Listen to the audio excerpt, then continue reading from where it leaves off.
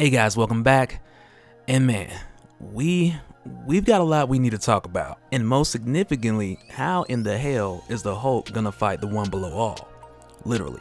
Like literally in hell. And what's amazing about the Immortal Hulk series, which takes its time to unfold this answer, is that many of the references are grounded in your pre-existing Hulk history. So let's get into it.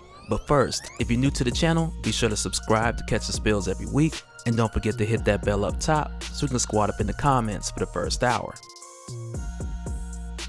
Alright, so recently we've been getting a lot of things coming full circle with the Immortal Hulk, with things like the reintroduction to the Green Door, which is something we previously seen had taken place with Walter Langowski when he initially became Sasquatch, and in doing so this door opened to another dimension and connected him with Tanarak. And previously on this Immortal Hulk playlist I explained why that door went to another place, and that more so dealt with his incident happening in a certain location. But with the Gamma explosion connecting them to the Green Door, this had also allowed access for Brian Banner to slip through this door that connects so many worlds and make his way into Sasquatch, and doing so with the primary intention of making his way to his son Bruce Banner and leading him back to the Green Door in order to separate his son from the monster, and finding a way to do so more effectively with the Hulk being able to absorb gamma radiation, to which Brian Banner eventually realized that he would absorb himself. And from there, depending on the Hulk's anger and more effectively at night, he was able to lure the Hulk back to the bomb site where Banner had opened the Green Door, and he used this as a method to separate Banner and the Hulk, being that this location in Nevada pulled them all straight to hell. And one of the first things that were being shown thoroughly is that this has been Brian Banner's plan the whole time. And it's pretty brilliant the way that this new narrative ties in with the classic origins, because originally Brian Banner was just this abusive father who fell in love with his college classmate Rebecca, but even still in doing so he did not want to have children.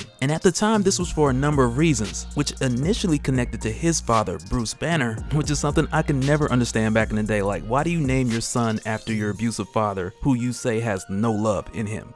But either way, this was a combination from him not wanting to pass down the gene from his father, the monster gene, as well as him being aware of his exposure to gamma radiation, which he also feared would cause his wife Rebecca to give birth to a monster. And at the time of Bruce's actual birth, these are the things that terrified him. And so now getting into Immortal Hulk, we revisit a lot of these memories from Brian Banner, who was still a drunk, which is something that only fed into his anger and frustration that he often took out on young Bruce, who for one he was extremely jealous of because he felt like much of the love and adoration that came from Rebecca was then focused on Bruce after he was born. But in addition to this, we also find out that during Brian's time when he was working for the government, to which I believe was previously supposed to be working on a solution to find clean energy, but even in the process of doing so and often suggesting that his colleagues explore the possibilities and potential of gamma radiation, this also led him to discover that with trying to control gamma radiation, that there was a third element below all that would occasionally react unpredictably. And theoretically, this unknown variable is something that we could later speculate to be the primary cause of a number of gamma related incidents. And with Brian Banner discovering this, little did he know at the time that he had actually found the connection to an actual being, an actual ancient being who was one with this gamma radiation on a subatomic level. And he wouldn't necessarily come to realize this until he was working late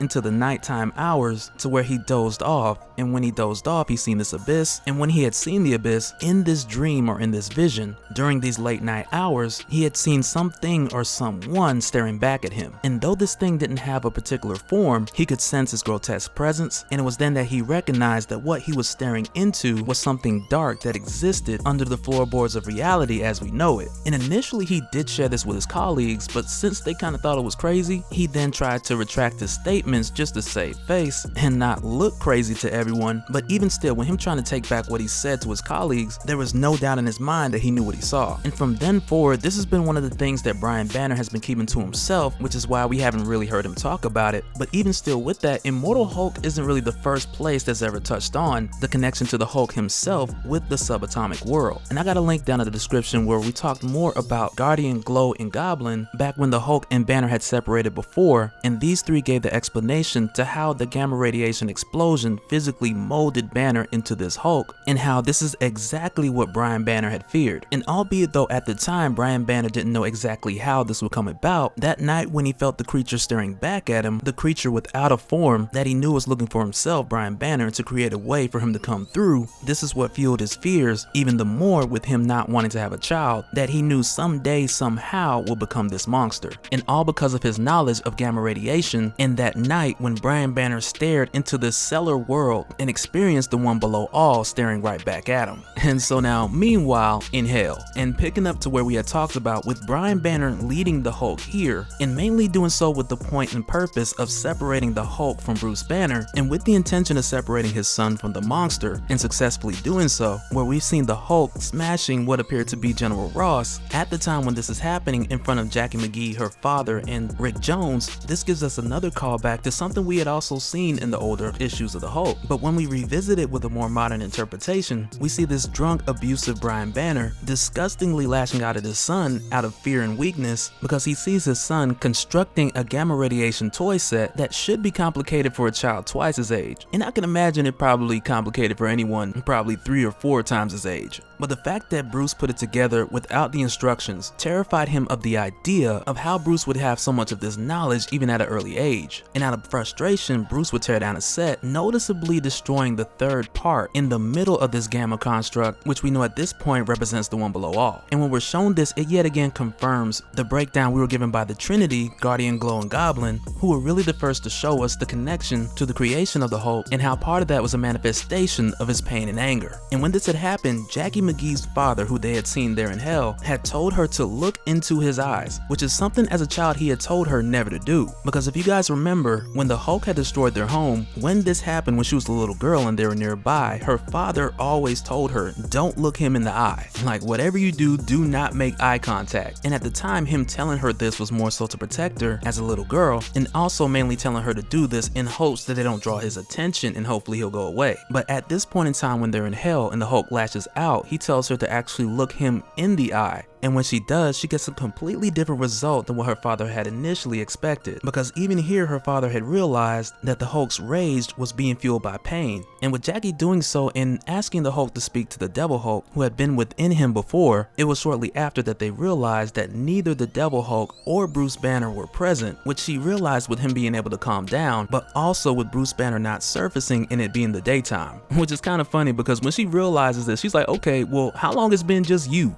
Which is crazy, but also confirms that on the top of that hill, that is truly an isolated Bruce Banner who has been separated from the Hulk, but also is trapped in this gamma energy between the Hulk, Brian Banner, and the one below all. And this is a super crazy reveal because Brian Banner, who refers to Bruce as his immortal son, he tells him that the one below all that he can only influence. He needs a host personality in order to speak and act through, which is what the one below all had initially sought Brian Banner for and used him for, and with sacrificing his son and giving him to the one below all, this would set him free.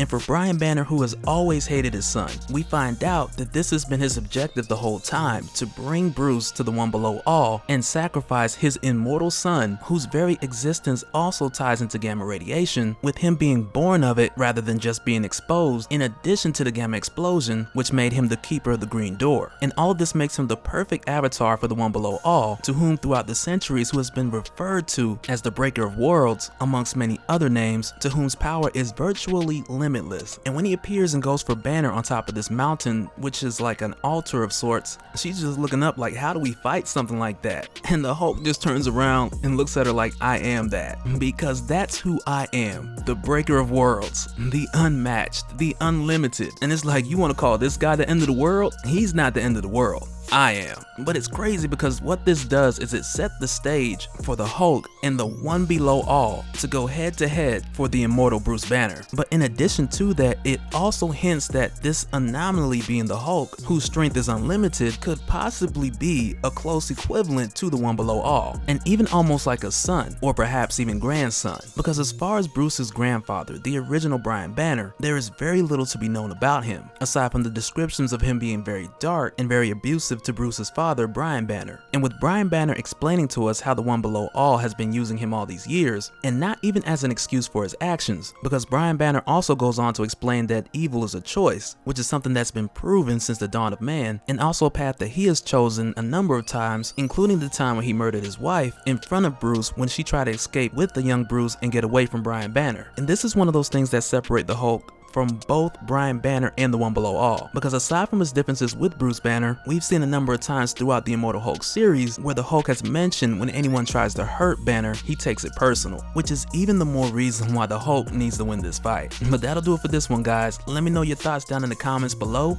because like I said, I know it's a lot to unpack and digest, but it's so good. And I'll even say I appreciate the Fing Fang Foom Easter eggs as well. But let me know your thoughts down in the comments, and we'll do it again in the next one. Alright, later.